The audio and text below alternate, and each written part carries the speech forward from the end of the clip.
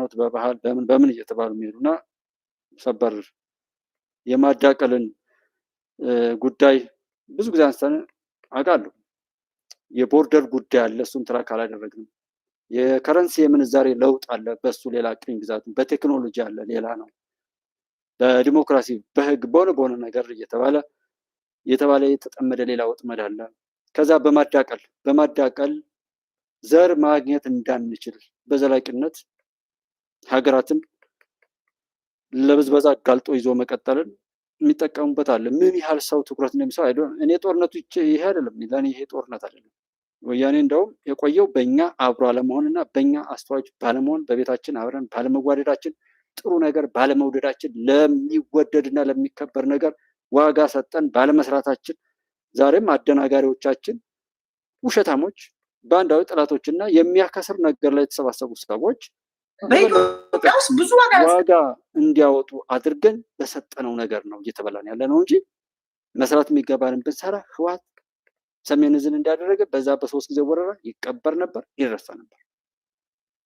ፋኖ ምናምን የሚባለውን ሶሻል ሚዲያ ያገነነው የሶሻል ሚዲያ ቃራሚዎች፣ የኢትዮጵያ ጠላቶች በማወቅ የሚሆን ባለማወቅ ፋኖን ያገነኑት የሶሻል ሚዲያ ሰዎች ናቸው።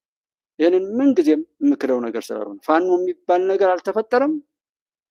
በየሰፈሩ የባለገ ባለጌ ስርዓት የለሽ እናት አባቱ የረገመው የእናት አባቱን ያራቆተ ወራዳ ሁሉ በህይወቱ ሰንካላነት የወረሰው ሁሉ ተሰብስቦ የማገጠበት የባለገበት የነውረኞች መጫወቻ ሜዳ ነው፣ የጥፋት ሜዳ ነው። እሱን ነው አንድ ቦታ ላይ የሚጠቅም ነገር አልሰራም። ሰብሳቢ የለውም፣ መሪ የለውም፣ መሪ የለውም።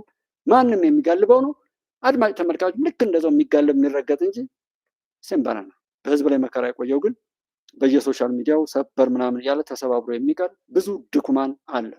የዘመኑ ሶሻል ሚዲያ እርቃኑን የሚነዳው ነገሮችን ማቀጣጠል እንደ ክብር የሚቆጥር ሰዎችን ማስደንገጥ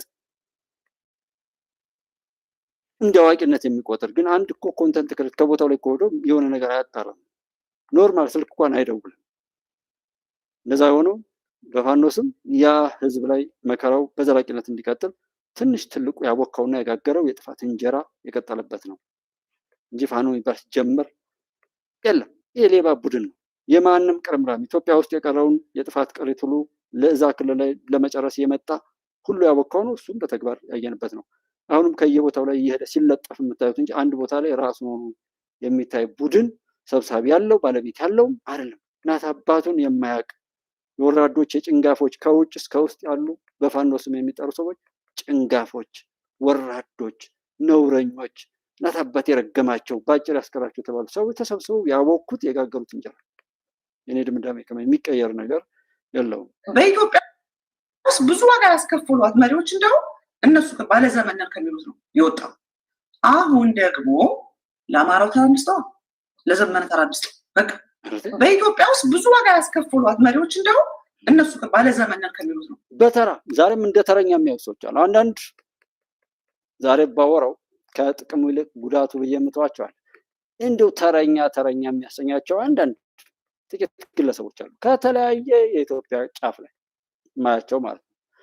እና ሁለመናቸውን እንደ ተረኛ የሚያስባሉ። የመንግስት ሚዲያዎች ውስጥም ኢንተርቪው የሚያደርጓቸው ሰዎች እንደ ተረኛ እንጂ ትክክለኛ መድኃኒቱን ከማግኘት አንጻር ሳይሆን እንደ ተረኛ እዛ ቦታው ላይ የነሱ መገኘት ችግርን በመፍታት አለ የሆነ ኢንተርቪው ማድረግ የሆነ ነገር እከከ አይነት የሆነ በቃ ሀገርን የማያሻግር ብዙ ቦታ እናያለና እውነት ማንም ቢራሳትም እንታሸንፈው እሷ ናት።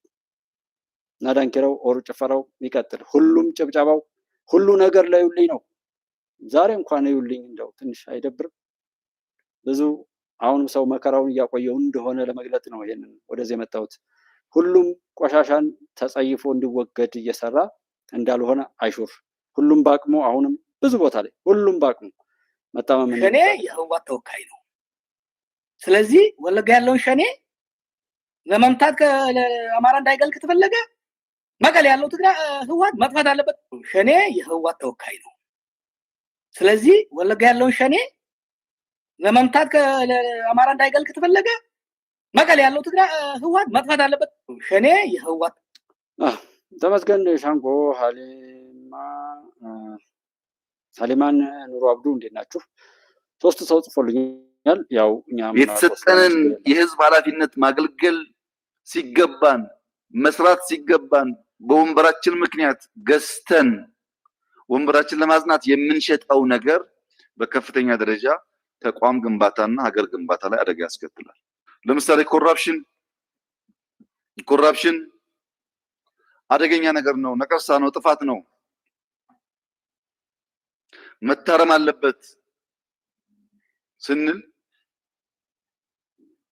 ልክ ነው መታረም አለበት የሚል ድምጽ ከመጣ በኋላ አንደኛው ግሩፕ አሁን ነው ጊዜው እነንትናን መምቻ አሁን ነው፣ ስለዚህ በሶሻል ሚዲያ እነንትና ናቸው ሌቦች እያልን የሆነ ግሩፕ ላይ ፎከስ እናደርጋለን ይላል። አንደኛው ግሩፕ ግድ የለም የትናንሹ አይደለም ትልልቁን ምናምን እያልን ትልልቁን እየፈለግን እንደ ተቋም እናፈርሳቸዋለን ይላል። አንተስ ትተባበራለህ፣ ላይክ ታደርጋለህ። አላ ላይኩ ምኑ ያንን ነገር ኦፕቲማይዝ ያደርጋል። ለምሳሌ ኢነርጂ ነው።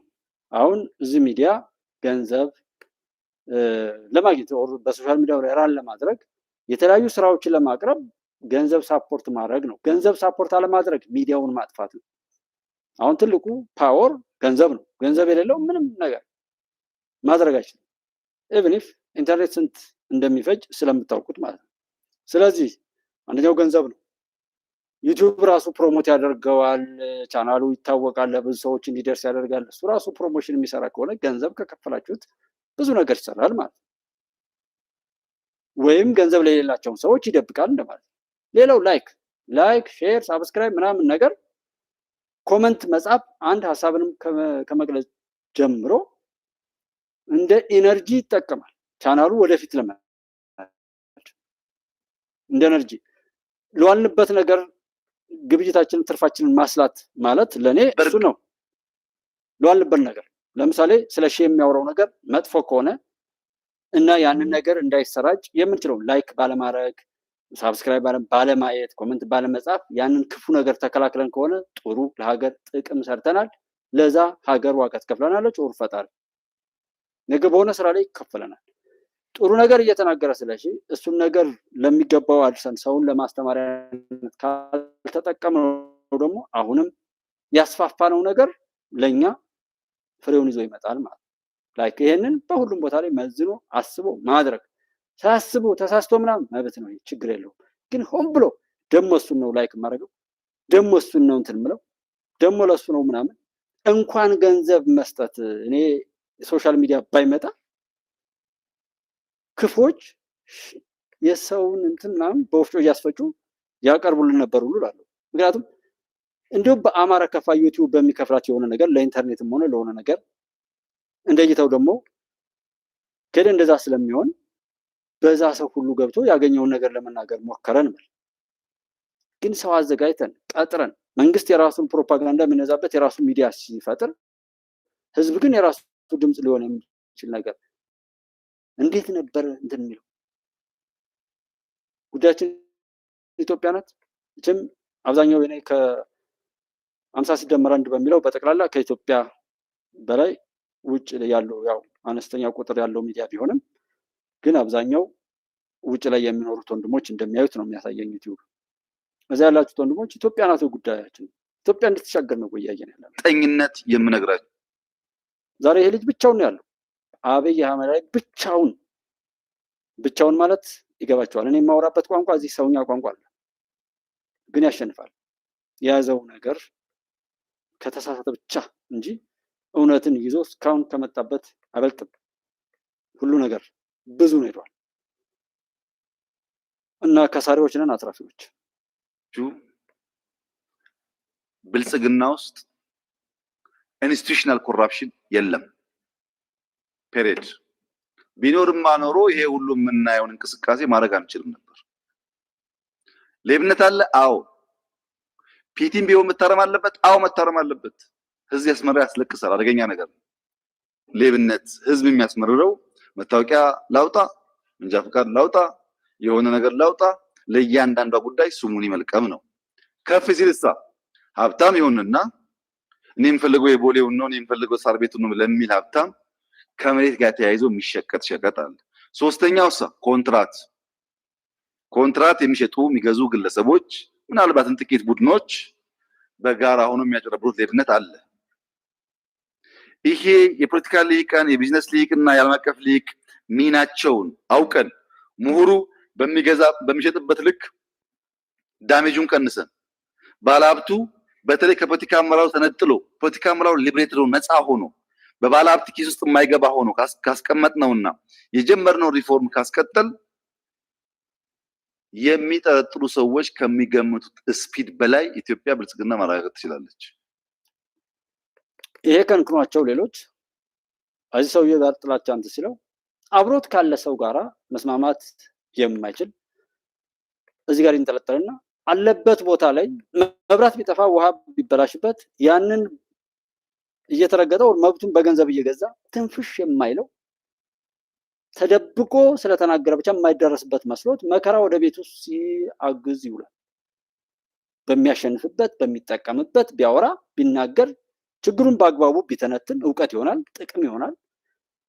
ይሄ መሪውም ሆነ ማንኛውም ሰው ይስተካከላል። ያ ሰውም መስተካከልን ስለሆነ እያወራ ያለ ነገር ግን ተራ ይሄ ተደብቆ ማማት፣ እርስ በርስ እንትን ማለት፣ ሰውን ከማድነቅ ይልቅ ማጣጣል፣ መንቀፍ የሆነ ያልሆነ አዙሪት ውስጥ መኖርን እንደ ባህል ይዘን ከሱ ጋራ ተቆራኝተን እንዴት እንላቀቅ? በጎ ነገር አይናችን ማየት አይወድም። አንደበታችን በጎ ንግግሮችን ራስን ጨምሮ እኮ ነው። እኔ አረባ መሆር እኔ አብቅቶኛል ሆር እኔ ምናምን ሰዎችን ከማድነቅ ይልቅ ማጠር ከቤት ጀምሮ ባልና ሚስት ባሏን ከማሞገስ ባለ ሚስቱን ከማድነቅ ይልቅ መስደብ የሚመቸው ባህል ቤት ውስጥ ታደርጋለች። አምባገነኑ ልጁ እኔ የምፈልገው ነገር ካላደረግሽ ብሎ በሽጉጥ ሁሉ እላለሁ የሚል ያ የንግግር ባህላችን አሁን ምክክር ኮሚሽን ላይ መጀመሪያ ጊዜ በአንዱ አጀንዳ ላይም ቢሆን ከተግባባን እንደገና መመካከር በራሱ እንደ አንድ መድረክ መቀመጡ በራሱ ለእኔ ድል ነው። ይሄ ለዘመናት ስናንከባልለው የኖርነው ችግር ነው። ዛሬ እንደነ ስማቸውን አታንሱብኝ ተብለው አውዝ ብላሂም ሸይጣን ረጅም በስመ አብ ወወልድ ወመንፈስ ቅዱስ አሐዱ አምላክ እያልን እያማተብን የምንጸየፋቸው ኃይሎች ጭራሽ መጠው አጀንዳ ሆነው የምናየው ብዙ ነገራችን በመልካም ነገር ስላልተያዘ ነው። በዛ ቢያዝ እንትን ይለቀማል። በዛ ቢያዝ በበጎ ነገር ብንሞላው ማንነታችንን ያ ነገር ቦታ ያገኝ አይደለም። በድሮን ሰማይና ምድሩን ገልብጦ ይሄ መንግስት ቢያጠፋው ቅምጥል ውሃት ለላኪዎቹንም ለዓለም አቀፉ ማህበረሰብ ምናምን ሲጀምር እዛ ቦታ ላይ ያለው የሚያወራውን ነገር ያውቀዋል እና በዚህ ቦታ ሀሳባችን ያውቀዋል። የሚላላክለትም አግኝቷል። እኛ ግን አስተዋዮች ነን ወይ ነው የታገልነው የወደቅነው 5 ላይ 6 ላይ ልጆች ጓደኞቻችን ጥለው ለመሸከም የተሰውት ለራያ መሬት ለክብራችን ያሸከሙትን ለመሸከም እንጂ አንድም ነገር ጎረበጠኝ ምናምን የማይልን ሰው ከፊት አድርጎ እውነት እስኪ ራሳችሁን ጠይቁ። እውነት የእናንተ ሐሳብ እንደዚህ ነው? እውነት ይሄንን ሰው በዚህ ልክ ታምኑታላችሁ? እውነት አሁን ራሱን እንኳን ነፃ የሚያወጣ ነው? ይሄ አንድ ቦታ ላይ አንብቦ ምናምን የሆነ ቦታ ገብቶ የሚወጣ ሰው ነው እንኳን ለህዝብ አደራ ተሸክሞ ሊሄድ? ይሄ ባንዳ ካልሆነ በስተቀር ለነፃነታችን አሁንም እንደ ህዝብ ተደራጅተህ የራያ ህዝብ መሬትህን የማትጠብቅና የማታስከብር ከሆነ ሁላችን ሲረጋገጥ ነው። አማራ በሀገሩ መኖር ሲጀምር ህልውናው ሲረጋገጥ ነው ለፍትህ፣ ለእኩልነት፣ ለነፃነት፣ ለዲሞክራሲ የምንታገለው። አሁን እየታገልን ያለ ነው መላው የአማራ ህዝብ ማወቅ ያለበት፣ ሌሎች ሀገር ወዳድ ኢትዮጵያውያኖች ማወቅ ያለባቸው የአማራ ህዝብ የህልውና ትግል ላይ መሆኑን። ጦርነት እየጎሸምን እየጠራን አይደለም። ወራሪዎቻችን ድጋሜ ለመያዝ የመንደርደሪያ መስፈርቶች እያየን ስለሆነ በዚህ ልክ እኛም ተጠንቅቀና ተደራጅተን መቀመጥ ግድ ይለናል። ይህንን ተብለህ ተቀሰቀስ ያሊ ወረደ የተባለው በዚህ ልክ ራሳቸው ሲያጣጥሉ ስለነበሩ ለሱ ባሪያ ሆኜ መረጋገጫ ጫማ ሆኜ ያንን ላገለግል ነው የመጣው ብሎ ተጣመድኩ ብሎ በይፋ ሰው እኮ በስሚ ብዙ ነገር መረጃ ይወጣል። በይፋ ምን ታመጣለህ? ራሳቸው የተናገሩትን በዛ ልክ እንትን ሲባል እነዚህን እንደው ማጥፋት ላይ ይችላል መተው አይችልም። ሰው ክፉነት ካልሆነ ሲጀመር ጀምሮ እነዚህን ያመነ ሰው እነዚህ ሰዎች እናት አባታቸውን ይታዘዛሉ። በጎጃም አካባቢ ላይ አንዲት ልጅ አባቷን በጥይት ገላ የወጣች አንድ ልጅ አለች ስትባል አባቷን የገደለች በሴትነት ነው። ደግሞ እዩት፣ አንዲት ሴት አባቷ ላይ ጨክና ጥይት አቀባብላ ተኮሰች። ለዛ ስፖንሰር አደረጋችሁ እና ምን እንደምትጠብቁት? የሚጦር ልጅ ነው እያነቀ የሚገል የሚጦር የሚመጸውት ልጅ ነው፣ የሚንከባከብ ልጅ ነው፣ የሚያስታመም ልጅ ነው። ያንን ስፖንሰር ያደረገ ያንን የወደደ ሰው አባቷ ላይ ጥይት ተኩሳ ሚስቱንና ልጆቹን በጥይት ጨፍጭፎ ወጣ ሰው ያለ ሰው ይታገላል። ምን ማለት ነው? እብዱ ማን ነው? በፊት ጃራ የኖርክበት ቦታ አሁንም ከወለጋ በመጣ ተፈናቃይ አጠቃላይ ኦሮሚያ ዙሪያ በመጣ ተፈናቃይ ሞልተዋል።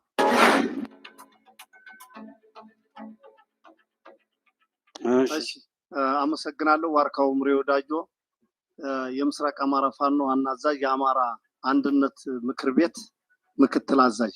ምንድነው ያለው ወቅታዊ ጉዳይ? የአማራ ሁኔታ አሁን የተቋጨ ጉዳይ የምናየው ነገር የለም። ተቋጨ ብለን እኛም ወደ ረፍት ለመግባት ዝግጁ እየሆነ ነበረ። ሁኔታው ስንመለከተው ትንሽ አሳሳቢ ነው። ጠባጫሪ ነገር በየአቅጣጫው ታያለህ። እርቁን እኛ የምንጠላበት መንገድ የለም። እርቁን እንፈልገዋለን። ከእርቁ በስተጀርባ ግን መሬት ጠብ ያለ ነገር ስለሌለ ይሄ እያሳሰበን እየመጣ ያለ ጉዳይ ነው። ስለዚህ የራያ ጉዳይ፣ የወልቃይት ጉዳይ፣ የዚህ ሀገው አካባቢ ያለ የአበርገሌ አካባቢ ያሉት ሁኔታዎች ያልተስተካከሉ መሬቶች አሉ። አሁንም ትግሉ ላይ ያለው ሁኔታ በቃ እየተገፋን እየወጣን ስለሆነ እኛ ወደኋላ አማራ ልዩ ኃይል ፋኖ ተገፍቶ ነው እዚህ ከራያ ስንወጣ ተገፍቶ ወጥቶ እሺ እነሱ ያስተካክላሉ ብለን ዝም ብለን እንመለከት ነበረ። አሁንም ጠላት ልብሱን ተለብሶ ተመሳስሎ እየገባ የራሱን ከበሮውን እየመታ ነው ያለው። በቃ ራያ አካባቢ ላይ በጣም ትልቅ መድሎ በተለይ የሚታይበት ነገር እየተመለከትን ስለሆነ ስለዚህ ህዝባችን ይሄን እንዲያውቅልን ነው። ሁለተኛው ምንድነው? መከላከያ ጋር እኛ በምኑም አጋጭቶ እኛን ሌላ ነገር ለማስፈረጅ አንዳንድ ጠባጫሪነት እየተመለከትን ነው። እኛ መከላከያ ወንድማችን አብረን በአንድ ጉድጓድ ተቀብረናል። በአንድ ተራራ አብረን ታግለናል ለ2 ዓመት ሙሉ። እኛም ስንነሳ እሱ ተጠቃ ብለን ሰሜን ዕዝ ተጠቃ ብለን እንዳማራ ነው የተነሳ ነው እንጂ እኛ መጀመሪያ ተነክተን አልነበረም። ከዛ በኋላ ወረራው እየገፋ መጣ። ለሁለተኛ ለሶስተኛ ባለው ትግል አብረን ታግለናል። በአንድ ጉድጓድ ተቀብረናል። አብረን በልተናል፣ ጠጥተናል።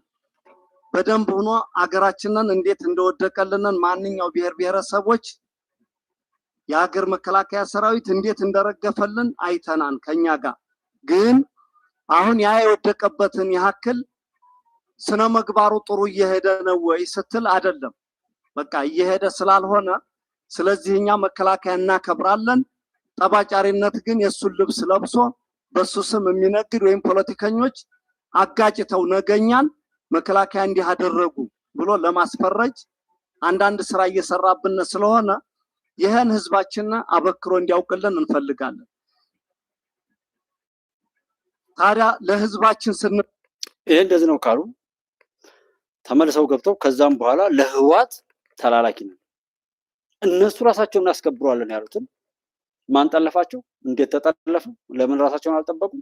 የራሳቸውን ንግግር በዚህ ልክ ሲክዱት እና ሲያልፉት ሀይ ያለ ሰው አለ? አብሮ አታሞ እየበታ የሚሄድ የብድ ጥርቅ ሰው ይታመማል፣ ሰው ይስታል። ጥቂት ሰዎች ሊታመሙ ይችላሉ፣ ይመማቸው ችግር የለም። ማሳከሙ ቢቀር አብሮ መታመምና አብሮ ማበድ ግን አለመታደል ነው። እነዚህ እንደዛ ብለው አሉ። ኦኬ ከዛስ የቀጠለውን ቸክ አድርጉት። እኔ እዚህ ጋር ከዚሁ ላይ ማስታወስ ፈልጌ ነው ይሄንን የሚያመጣውና አንድ ጉዳይ ግን አለ።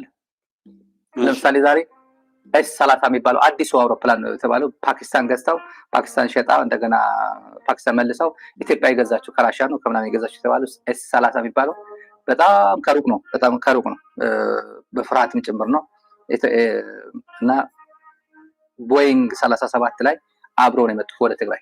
ትላንት የትግራይ ኮሚኒኬሽን ቢሮ ኃላፊ ዶክተር አብርሃም የተናገረው ነበር። አንቶኖቭ እና የኢትዮጵያ አየር መንገድ አንድ ላይ ማሳ ለማሳ ማለት በጎን ለጎን መጡ ነው ያለው። ጎን ለጎን መጡ። አንደኛው ኤርፖርት ላይ ሰው ያራግፋል፣ አንደኛው እዚህ ጋር ሄዶ ቦምብ ጥሎ ይሄዳል። በአለም ታይቶ አይታወቅም እንደዚህ አይነት በአለም እንዴት የሲቪል አቪዬሽን ህግ ጭምር ይሄ አውሮፓ ሪፖርት ቢደረግ የራዳር እንትኑን ፍሎው ሪፖርት ቢደረግ ይቀጣል። የኢትዮጵያ አየር መንገድ ይቀጣል። ያ ቃል ደግሞ ዝም ብሎ የሚበራው ብረር ስለሚባል ነው። አይነ ምንም የለው የሉዓላዊነት የሌለው አየር መንገድ ነው። ዝም ብሎ ብረር እኔም በዚህ በጎን ሄጄ ቦምብ ጥዬ እመጣለሁ ብሎ ለኢትዮጵያ አየር መንገድ አብዛኛው መቀሌ የሚጓዘው ተጋሩ ስለሆኑ እና የራሱ ዜጋ ስለሆነ አይመታም በሚል እንጂ ትመታ ነበር። አየር መንገዱ መልዕክት መውሰድ አለበት። ይሄ መልዕክት ቀለል አድርጎ አይደለም መውሰድ ያለበት። ትግራይ መንግስት አናውንስ ሲያደርግ እንዳትመጣብኝ ወደ ትግራይ በረራ እንዳታደርግ እስኪል ድረስ መጠበቅ የለብንም። አይ በሉ ወንጀል ውስጥ ነው ያለው። አትምጣ በሉና ተናገሩ። ወንጀል ውስጥ ነው ያለው። ወንጀል እየተሰራ ነው፣ እያየው ነው። ራዳሮች ትከታተላለህ። ቦምብ የተጣለው ስንት ሰዓት ነው? አንተ መቀሌ የበረርከው ስንት ሰዓት ነው? ጎን ለጎን ከኢትዮጵያ አየር መንገድ ጎን ለጎን ሄዶ ነው የበረረው። ዛሬም ጭምር ኤስ30 የሚባለው አውሮፕላን መጥቶ መቀሌ ዩኒቨርሲቲ አካባቢ ጥሎ ሲሄድ ሱ30 ነው ከኢትዮጵያ አየር መንገድ ጋር አብሮ ነው የመጣው። ይህንን ትንታኔ ዘና እንድትሉ ነው። አቢሲኒያ ወንድሜ እንዴት ነው? ሰላም ነው ወይ? እንኳን ደህና መጣህ ያለውና ይባላል። እስኪ እዩት። ውሃ የሚያነሳ ነገር አለ። ቀልዱን ባለፈው ይሄ ልጅ ይሄ የማያወራው ነገር የለው። ከካርቱም የተነሳ አውሮፕላን የባህር ዳር አየር ማረፊያን እንመተዋለን፣ ከዛ እስኪ አረጋ ከበደ በምን ስትሸሽ እናያለን ብሎ የባህር ዳር አየር ማረፊያን ከመመረቁ በፊት ቀደም አለ ቪዲዮ እየተቆራረጠም ይቀመጣል። አሁን አንድ ጉዳይ ግን አለ። ተላላኪ የፋኖን ትግል የአድራሽነት ሌላውን ተሸክሞ ቤተመንግስት አስገብቶ እሱ ወደ ጎሬው ተመልሶ የሚገባ ተመልሶ የባርነቱን ዘመን የሚጀምርበት እንዲህ አይነቱ ነገር አስተሳሰባቸውን አመለካከታቸውን በሚገባ የሚያሳይ ነው። ተላላኪ የፋኖን ትግል የአድራሽና ከዛ በላይ ምን ያመጣልን? የመላላክ ነው መረገጥ ነው። እንደዛ ነው። ሳምሰንግ ጋላክሲ S30 ቢኒያም S30 እያለ እንትን ያው የኔ ቴክኖናት በነገራችን ላይ በጣም አንዱ ሞባይል ነው። እንደ እስኪ እንግዲህ በጣም እንትን የምንልበት ነገር ካለ የሞባይልም ችግር ነው። እዚህ አንዱ እናንተ ጋር መረጃዎችን ተልተሎ እያላደረስኩ እንደሆነ ይታወቃል። ግን ሌላ እንዳልኳችሁ በሌላው መርሃ ግብር ኢትዮጵያን በዋናነት ከማሻገር አንጻር ስራው ይሰራ እንደሆነ እምነት እንዲኖራችሁ ነው። የተከበራችሁ ወንድሞች፣ እዚህ እኔ ጋር የምትመጡ ወንድሞቼ 2-3 ጊዜ ባንገባም በአንድ ቀን የሚሆን እንደው እዛ ጋር ያው ሁኔታዎች አልፈቅድ ብለው ባንገባም ኢትዮጵያን እያሻገርን እንደሆነ ግን እርግጠኛ እንድትሆኑና ከዚህ በፊት ደጋግመን ያወራነው ያው እንደሚሆነው እነዚህ ሰዎች ስናመጣቸው እንዲህም ይቀለዳል። በሸረድናው ላይ መጀመሪያ ላይ ያሰማችኋል። የድሮን ጥቃት የኢትዮጵያ መከላከያ ሰራዊት የድሮን ጥቃትን ይቀምሳታል። እስካሁን ሲመታ ነበር፣ አሁን ግን እኛን መተዋለን እያለ ኤሊስ ያወራ ነበር። ከዛ ቀደም ዜናውን አለ አስታውሳችኋለሁ። ደግሜ ጥቃት ፈጸምናል። ሸረድና ላይ የሆነው እኔ ከምገልጸው በላይ ነው። ቅንጭብጫቢ ስልኮችን ጀስት ትክክለኛ ሆናችሁ እኔ በነገርኳችሁ ንግግር መሰረት ላይ እንዲህ ተደረገ ብላችሁ ከኔ ሰምታችሁ ባወራችሁት ነገር ላይ ስህተት ቢፈጠር እኔ ነኝ የምወድቀው በዛ ነገር። ያ ሰው ስለጠየቀኝ አይደለም፣ ፈጣሪን በመፍራት ብቻ ነው እዚህ ጋር እኔ መጥቼ ለእናንተ ማገለግለው እንጂ በሰው ከሆነ የተወሰኑ ምርጥ ሰዎችንም ቢሆን ያገኘሁት ዩቲዩብ ላይ ነው ብያችኋለሁ። እኔ እንደዚህ ሰው የሚተጋገዝ ሁሉ ያለ አይመስለኝም ነበር። የእውነት በምድር ላይ የሚካካድ የሚጠላለፍ ነው እንጂ እኔ ሳይኖርኩት ኢትዮጵያ ውስጥ ማለት ነው አብሮን ከሚኖር ማህበረሰብ ውስጥ ማለት ነው። በተለይ ጓደኛም በጣም እንቀራረብ፣ በጣም በብዙ መልኩ እንባባል። አንድ ድርጅት ለምሳሌ እኔ ጓደኛ እዚህ አንድ ድርጅት ነበረውና የትርፍ መጋራት ለቤተሰብ ተብሎ የሆነ ብር ይሰጧል። ያንን ብር 4 ዓመት ሙሉ ሼር ሲያደርግ ከቆየ በኋላ ድራሹን ያጠፋው። ለዛ ብሩ 500 ሺህ ብር ነው። ስለዚህ ያ ቼክ አለው ውል አለው። በዛም መልኩ አንድ ሚዲያ ያለው ሰውዬ ቀረብኩትና የሆነ ነገር ያደርግ ይሆናል ብዬ ሳናግረው ራሱ መጀመሪያ ተሸወርኩበት ማለት ነው። እኔ ሚዲያ ላይ ያሉ ሰዎች ሁሉ እኔን ብትጠራጠሩኝ ይገባኛል። ምክንያቱም እኔ በጣም ያመንኳቸው ሰዎች ሁሉ እንደዛ ሆነው ስላላገኘኋቸው ማለት ነው። መጠራጠር ሰው ቢበዛ ኦኬ፣ ግን ብዙ ደጋግሞ ያሳሳተውን ሰው ቢያምን ችግሩ የሰውየው ነው ብዬ የምለውን በድፍረት እና ያ ሰው እንኳን ያን ነገር ችግሩ ሊፈታል ሌላ ችግር ጨመረልኝ። ያ ሰው ሌላ ፖሊስ ጣቢያ ላይ ደግሞ ወድኩና ፖሊስ ላይ እንደዚህ ስጠይቅ እኔ የፈለኩት በቀላል ጀስት በድርድርም ሆነ በሆነ ነገር ሲባል ሰዎች ጋራ የሆነ ነገር ይሰራሉ ብዬ ነበር የሞከሩ። ከ500 ሺህ ብር ላይ 100 ሺህ ብር ለኛ ተሰጣለሁ ያለኛ ፖሊሱ። ለምን እዛው ሰውየው የማይበለውና ከዛ በኋላ እኔ በራሴ ሰዓት እኔ ተስፋ እስከምቆርጥ ድረስ ኦኬ እዛው ያዘው። ተስፋ ስቆርጥ ግን እኔ ራሴ በምቀበልበት እቀበላለሁ በሚልልህ 500 ሺህ ብር የቀማኝ ሰው አለ ማለት ነው። አሁን 3-4 አመት ሆነው ያኔ የቀማኝ የብዙ ዘመን ጓደኛዬ። ስለዚህ ብንገናኝ መገዳደል ነው። ይሄ ነው ታሪካችን። ይሄን ሊክድ ይሞክራል። እዚህ በሰፈሬ እያልኩኝ ውጭ ሀገር የለፉ የወንድም ንብረት ቀምተው እህታቸውን አሳብደው እዚህ መንገድ ላይ የጣሉ ሰዎች አሉ። የማውቀውን እውነት እኮ ነው ሰው እየካደኝ ያስቸገረው። እኔ ደግሞ የማውቀውን እውነት ላወራ ነው እዚህ የመጣሁት። ለምንድን ነው የማሽሞነው? ቆሻሻን ቆሻሻ ብለን ማስወገድ ካልቻለን እንዴት እንድናለን? እስከዛ ድረስ ነው ነገሮች የተበለሻሹት። ካበላሹን ሰዎች ላይ ግን ለመዳን ጥረት አለማድረጋችን ስለሚያናድር ነው። ከእሱ አንጻር እንድታዩ ነው። እነዚህ የምንሰማቸው ምንም አያመጡም። ኢትዮጵያን በግድ እናሻግራታለን። አትሊስት ለትግራይ እናት እንኳን አያስቡ። ድሮም ቢሆን እኮ በጣም ያስቀኝ የመቀሌ ልጅ እንኳን ለሚታገለው ድሮም ቢሆን የመቀሌ ልጅ አይደለም የታገለው፣ የከተማ ልጅ አይደለም የታገለው። ድሮም ቢሆን የታገለው እኮ በአውራጃ ወረዳ ያለው የመቀሌ እኮ እንዳለ የምናያቸው እንዳለ መቀሌ ላይ ነበር የነበሩት። አሁን ተጠያቂ ማንን እንጠይቅ እስኪ? ማን ይጠየቅ? አሁን እችም ታወራለች፣ ስታሊንም ያወራል፣ ሌላውም ያወራል። የትኛው ነው ኃላፊነት የሚወስድ? በፋኖ ትግል ሁሉ ያወራል። ማን ነው ባለቤት? ማን ኃላፊነት ይወስድ? ሁሉም የሚያቀጣጥለው ነገር ግን ስንት ሰው ይጎዳል፣ ስንት ሰው ያጠፋል። አንድ ሰው በተናገረው ንግግር መንገድ ቢዘጋ በዛ ጉዳይ ላይ ስንት ሰው ኢኮኖሚካል ጉዳት ይደርስበታል። ቢኒያም በጣም ቴንኪው። የሰሞኑ የጽንፈኛው አዲስ አበባ ጫጫታ በአማራና ኦሮሞ መካከል ጸብ በመፍጠር ከጀርባ ወያኔን ለማስገባት ነው። በትክክል ስንት አጀንዳ ሞልቶ እስኪያስቡት አዲስ አበባ የአዲስ አበባ ህዝብን ቁስል ቀብሮ ለማቆየት አላስችላለ። መመካከር ቻል፣ መነጋገር ከቻል ደግሞ እንኳን መገዳደል ይቅርና ተላቅሰን ፍቅራችንን እንዲጸና የምናደርግበት ነገር ይፈጠራል። ስለዚህ ጠላቶች እንደተገናኘን እንድንገዳደል ነው ሲሰሩ የኖሩት። ሰው መድረኩ እንዳይመጣ የሚያደርጉ የነበረው ለዛ ነው። አዲስ አበባ ውስጥ የሌለ የኢትዮጵያ ልጅ አለው። እኔ እንኳን አዲስ አበባ ላይ በራሴ ትኩረት አድርጌ የምሰራ ስለሆነ መተማ ዮሐንስ ገንዳ ውሃ ላይ ትንሽ እንደው አነስ ይላል የሰው ስብጥር፣ ግን መተማ ዮሐንስ ላይ ሁመራ ከተማ ላይ የሌለ የኢትዮጵያ ልጅ የለም። በዛ ያየሁት